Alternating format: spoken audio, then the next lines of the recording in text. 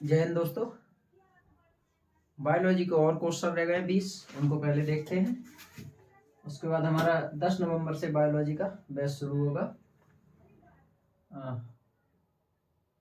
20 question और हैं। कल हमने आप लोगों से पूछा था कि निम्न में कौन सा खांसी है, यानी निम्न में कौन काली खांसी है, ये था। तो निम्न में से कौन सी काली खांसी है ये हमें बताना था। तो इनमें से निमोनिया, पर्ट्यूसिस, लेप्रेसी या हैजा। तो जो इनमें से जो ऑप्शन था यह था पर्ट्यूसिस, ये काली खांसी है। इससे अगला, आंत की बुखार द्वारा एक बीमारी है, जीवाणु, विषाणु, कवक या प्रोटोजोन।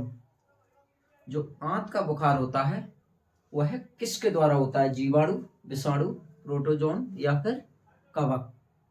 तो जो आंत का बुखार होता है वह हमारा जीवाणुओं द्वारा होता है। प्रश्न नंबर 129, इनमें से कोई गलत मिलान है वो हमें चुनना है। Typhoid, Salmonella typhi, tetanus, Clostridium tetani, हैजा, विब्रियो कॉलेरा, फ्लैग, ट्रेपोनीमा।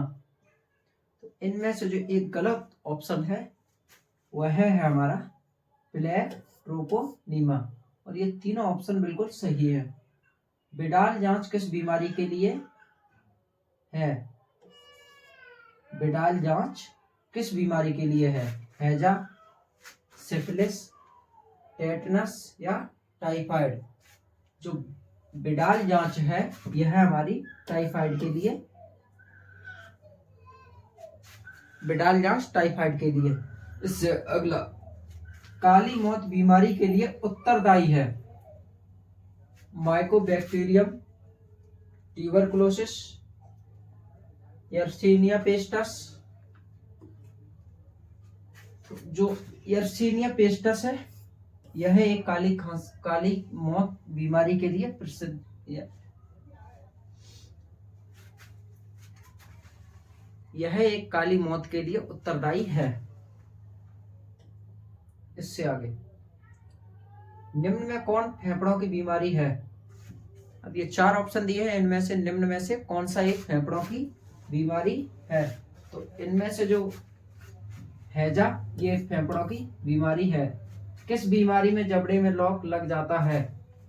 जो जबड़ा लॉक हो जाता है वह हमारा टेटनस के द्वारा, यानी टेटनस जब बीमारी होती है तो जबड़ा लॉक हो जाता है।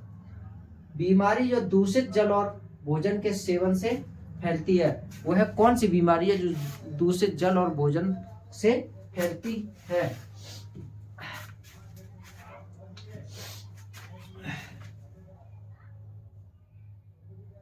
टाइफाइड भी दूषित जल और भोजन से फैलता है, हैजा भी, पेचिस भी, यानी इनमें से सभी।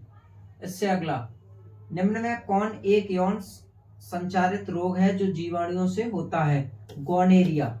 जो गोनेरिया रोग है यह एक यौन संचारित रोग है, गोनेरिया। इससे आगे, ट्रैकोमा प्रभावित करती है आंख, यकृत, आंत या फेफड़ा। तो ट्रैकोमा है वह क्या प्रभावित करती है?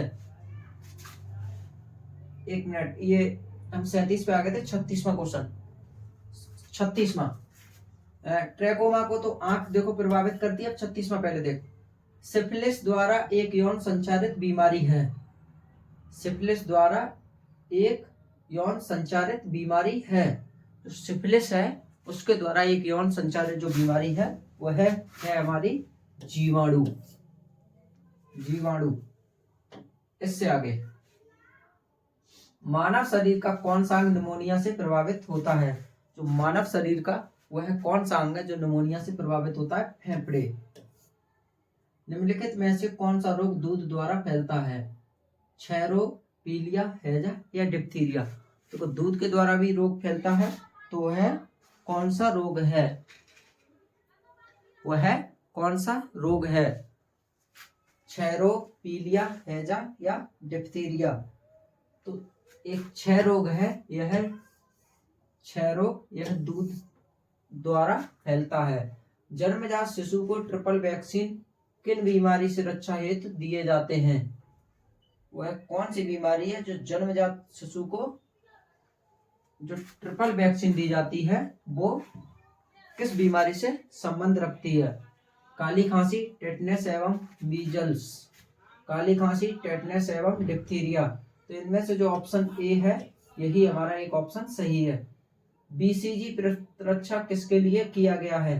जो बीसीजी प्रतिरक्षा है वह हमारा किसके लिए किया गया है? क्षय रोग के लिए। निम्न में कौन विषाणु जनित रोग है? निम्न में कौन सा विषाणु जनित रोग है? तो इनमें से पोलियो है, यह एक विषाणु जनित रोग है।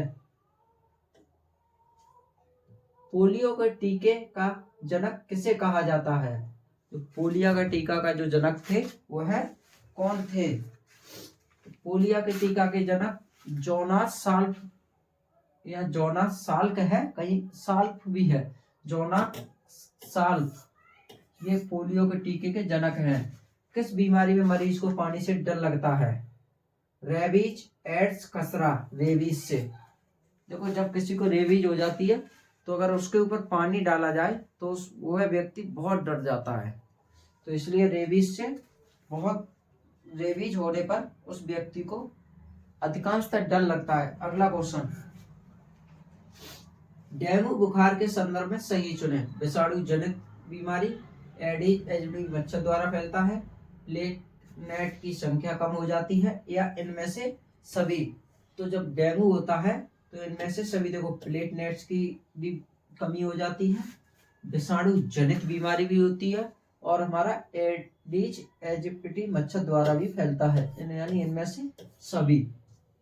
एडिस मच्छर फैला सकते हैं, एडिस मच्छर फैला सकते हैं पीला बुखार, डेंगू, चिकनगुनिया या इनमें से सभी।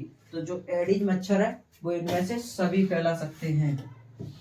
कुछ और रह गए 4। बड़ी माता या स्मॉल पॉक्स द्वारा संक्रामक बीमारी है। जो बड़ी माता या स्मॉल पॉक्स है, जो छोटी माता और बड़ी माता हम कहते हैं, वह एक संक्रामक बीमारी है।